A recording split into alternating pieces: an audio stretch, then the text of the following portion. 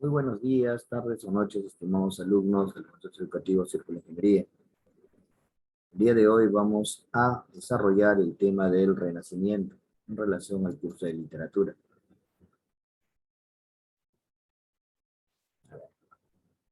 Comencemos. Nos dice, hacia fines del siglo XV, la expansión económica y política de Florencia, hay que situarnos que estamos aquí en Italia, y otras ciudades italianas dan lugar a tal florecimiento artístico y cultural que se conoce como el Renacimiento. Los orígenes de esta era de esplendor que a lo largo de 100 años ve el renacer efectivamente el pensamiento, las letras, las artes, y sella el final del feudalismo y la religiosidad medieval. Ojo que estamos entrando a la edad moderna. ¿Estamos? Una de las características también es tener que la gente ya no está pensando en la época medieval propiamente en lo que es la religión, sino el pensamiento ya se hace un poco más libre. Se remonta el interés de algunos literatos italianos del siglo previo en la cultura de los antiguos griegos y los romanos. Dante, Petrarca, Boccaccio, hay que recordar que esos tres forman el tridente de Italia y ya lo hemos visto en la clase anterior. Figura entre los precursores que bajo el influjo de los textos clásicos anticipa en el siglo XIV la nueva concepción renacentista del mundo, centrada esencialmente en el hombre y sus posibilidades creadoras. Ah, profesor, si se centra en el hombre como centro, sería algo que llamamos el antropocentrismo. Sus sucesores, los célebres humanistas, ojo que se desarrolla el humanismo, desarrollan a partir de mediados del siglo XV esta concepción de las artes y de las letras impulsados por los mecenas ilustrados y por el contacto de los estudiosos bizantinos, ¿ya?, que traen a Italia las enseñanzas de la tradición griega.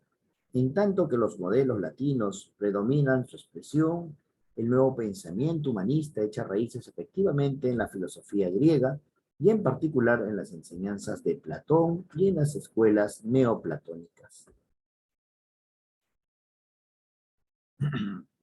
En contraste con el escolasticismo medieval, ojo que la escolástica, ¿ya?, es el sentido de religiosidad también, marcado con un sentido filosófico. Para que el hombre es relativamente insignificante, el neoplatonismo renacentista afirma que el carácter divino es su alma, o sea, le otorga un alma, asignándole el papel trascendental del vínculo entre lo terreno y lo espiritual, ¿no?, entre lo terrenal y lo espiritual, y revaloriza el potencial de la experiencia y las obras humanas como herramientas para conocer y dominar la naturaleza. El nuevo ideal del hombre aparece así como la encarnación de un universo creado a su imagen y semejanza, y a cuyos secretos es posible acceder a través de la filosofía, la teología, el arte, la magia, la astrología y el ejercicio de todos los oficios y las ciencias. Ojo, que todavía no desaparece la parte teológica, la parte en relación a Dios, ¿ya? Pero sí tiene un poder, pero ya no como en la época medieval. Luego vemos, y nos dice, comerciantes y pintores, poetas y soldados, pensadores, gobernantes, los individuos del Renacimiento procuran hacer realidad en su propia vida este ambicioso ideal, entre cuyos máximos exponentes figura el filósofo Pico de Mirandola, el arquitecto León Battista Alberti, y este de acá, seguro ustedes se acuerdan, ¿no?, el que hizo Miguel Ángel Buonarroti, ¿ya?, que hizo la famosa estatua, ¿no? Ahí. Y el genial Leonardo da Vinci. Estos dos son los más grandes representantes del Renacimiento en lo que es el arte en Italia. En el ámbito propiamente literario, el resurgimiento espléndido de la cultura que presiden estos creadores produce nuevos clásicos de la poesía caballeresca y el poema pastoril. Ah, acuérdate, la poesía caballeresca. ¿Por qué, profesor? porque también dentro de la poesía caballeresca tenemos la novela caballeresca y tenemos que ver el ingenioso Hidalgo Don Quijote de la Mancha, que está también por esta época, que lo vamos a ver más adelante. Y en relación a los poemas pastoril, también tenemos que hablar de quién, de Garcilaso de la Vega. No confundan ahí, chicos. Muchos confunden con el Inca Garcilaso de la Vega. El Inca Garcilaso de la Vega es peruano, ¿no? Su verdadero nombre, el Inca Garcilaso de la Vega, es Gómez Suárez de Figueroa, peruano. El que estamos hablando es de Garcilaso de la Vega, pero el español, cuya obra es Églogas, con sus personajes más notables que son Salizo y Nemoroso.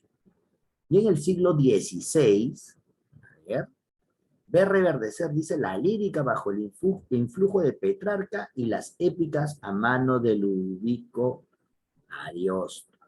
Torcuato Tasso, la herencia de Boccaccio, fructifica, mira, o sea, Boccaccio fue algo relevante dentro del pre-renacimiento y mira, y es un sustento y una columna vertebral de este renacimiento. Dice, fructifica entre tanto en la prosa, o sea, en la escritura libre, laica de Lorenzo de Valla, y en el novedoso de la ciencia política de Maquiavelo, que alcanza su máxima cumbre en la narrativa con los influyentes relatos de Mateo de Bandel. Gracias a la imprenta, ojo, que la imprenta ya se cree en esta época del Renacimiento hecha por Gutenberg, ¿ya?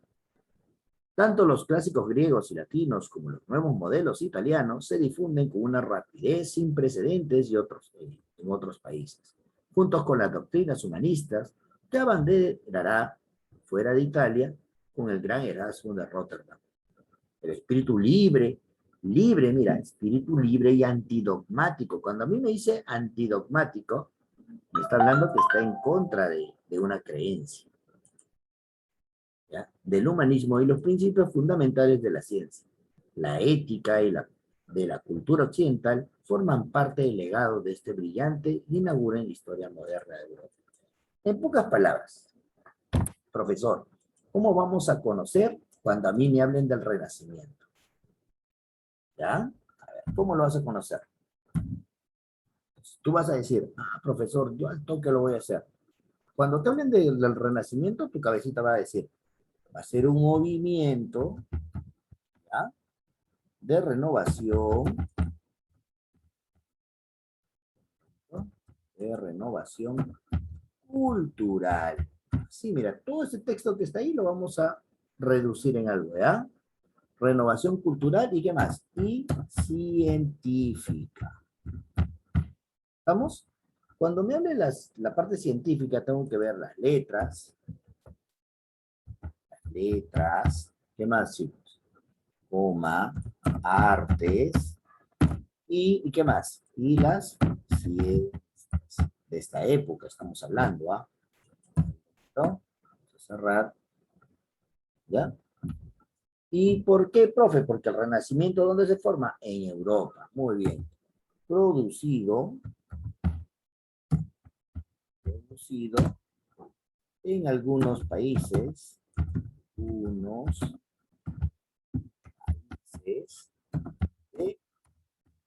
Europa.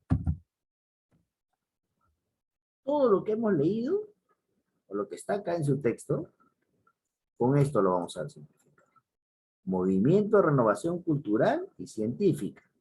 Cuando hablo de científica, estoy hablando de la parte de las letras, las artes y las ciencias. Y estamos hablando de la parte cultural, son letras, artes. Y producido por algunos países de Europa. Especialmente la parte de Italia, profesor. Yo ya tengo en cuenta esto que está por acá. ¿Estamos? Entonces, eso que te he apuntado lo vas a tomar en cuenta. ¿Por qué, profesor? Porque en las preguntitas que tú tienes de reto, eso te va a servir para que tú puedas responder esas preguntas. ¿Estamos? Ya. Seguimos por acá. Y nos menciona las características y representantes. A ver, profesor, ¿qué hago acá? A ver.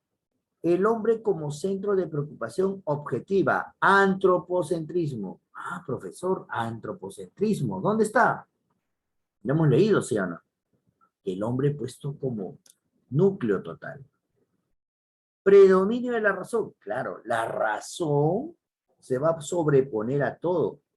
¿Por qué? Porque hay un libre pensamiento. Ya no estás con tu pensamiento dogmático, ya de, no, todo es Dios, todo es esto. No, ya no. Eso ya quedó de lado ahí. Para luego, siguiente característica, critica las formas de culturas medievales de una manera satírica y humanística. Si a mí me dice critica, es ¿por qué? Porque al momento de criticar la parte medieval enmarcada en el dogmatismo de la Iglesia Católica, ¿estamos? ¿Qué hacen acá ellos? Abren el pensamiento. Es el nuevo renacer de las letras. ¿Basado en qué, profesor? En los clásicos. Entonces, ellos se basan en los clásicos. Profesor, pero al hablar usted del renacimiento, usted hace un rato ha hecho mención a Dante, a Petrarca y a Giovanni Boccaccio. He hecho mención, pero sirven de parámetros o de columnas vertebrales para formar este nuevo renacimiento. Valoración de la naturaleza y de la acción, que es la gran base de la parte de la literatura renacentista. Muy bien, profesor. Se da lo que se llama el naturalismo. ¿Estamos? Y se produce un avance científico y tecnológico. O sea, ¿qué pasa acá? Los avances científicos se dan, y uno de los avances es por lo que ustedes tienen ahorita sus libros. Se crea la imprenta por Gutenberg, un avance científico, tecnológico, se crean armas también en esa época, y el pensamiento empieza a volar, empieza, ¿qué te digo?, a crecer en esta época. Ya estamos en la edad también moderna, dentro de lo que se llama historia, ¿no? ¿Ya? Y estamos todavía en el Renacimiento, pero estamos en nuestros primeros peldaños. Los representantes son estos. Hace un rato los mencioné. Garcilaso de la Vega, el español, ¿ya? Con sus obras Las Éflogas. Tomás Moro, sobre Utopía. John Milton, con su obra Paraíso Perdido. Michel de Montaigne, Ensayos. Y se le llama el creador del ensayo. ¿Qué es un ensayo? Muchos se preguntarán. El ensayo es un escrito libre del tema del cual tú deseas escribir. Si tú en estos momentos deseas escribir, es decir, sobre la población venezolana en Perú, tú empiezas a escribir de manera libre y a eso tú le vas a llamar ensayo. Pero tiene que tener un sustento argumentativo donde tiene una introducción, un desarrollo y las conclusiones sustentadas en tu argumento que estás planteando. Eso es un ensayo. Francois de Rabelais, eso es Gargantúa y Pantagruel. Nicolás de Maquiavelo, el príncipe. Luis de Camões, o Luciás, o las Luciás, o los Luciás, ya, es portugués. Ludovico Ariosto, Orlando el Furioso, y Torcuato Tasso, Jerusalén Libertad. Esos son los más grandes representantes. Profesor, y usted no lo está nombrando ahí a Miguel de Cervantes Saavedra, que es el español. Sí, no le he nombrado, porque él es un hito. Ahora, recordar también, mira.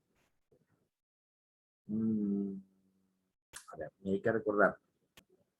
El más grande autor en la literatura inglesa, que tampoco está ahí mencionado, que vamos a hacerlo luego también, siguiente clase, es William Shakespeare.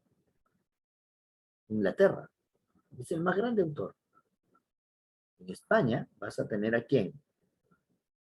A Miguel de Cervantes Saavedra. ¿Estamos? Eso tienes que tener bien claro. A ver.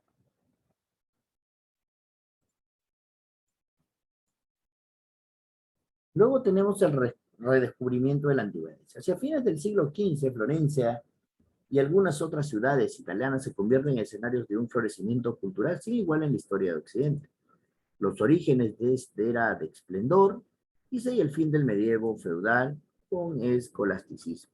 Se remonta al interés de algunos literatos del siglo anterior en el mundo de los antiguos griegos y romanos. Dante, Petrarca, Boccaccio, estamos hablando de lo que ya les he mencionado, figuran entre los precursores bajo el influjo de los textos clásicos, un renovador de San Francisco de Asís, ¿no?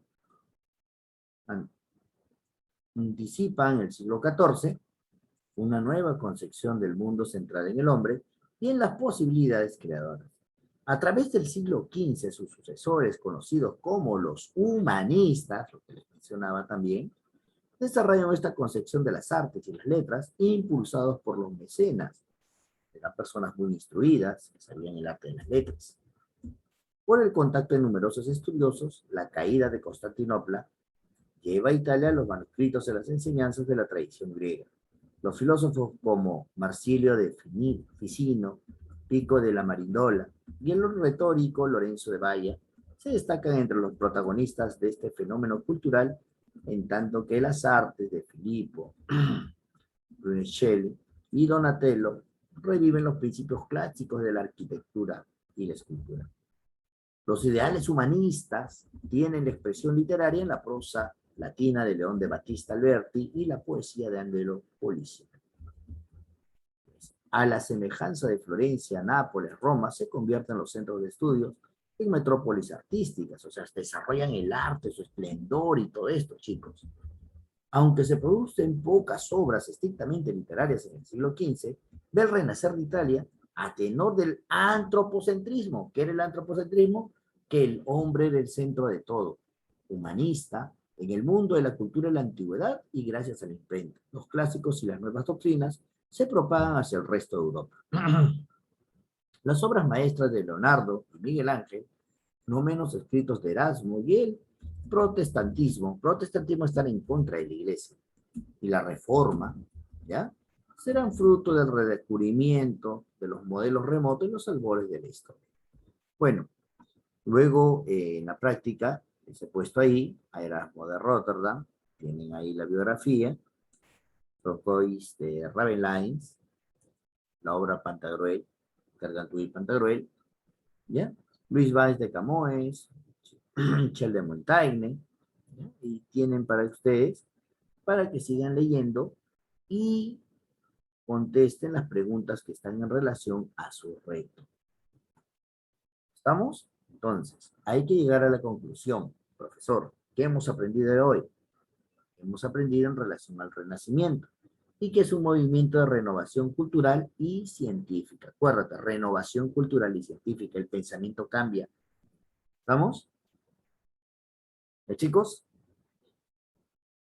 no te olvides, profesor, ¿y qué me van a preguntar si postulo a la universidad? Esto que te he apuntado acá, esto es lo que más te pregunta. Autor, obra, las características de esta época y qué es el Renacimiento. Chicos, fue un placer haber estado con ustedes. Un abrazo a la distancia, nos vemos en la próxima clase.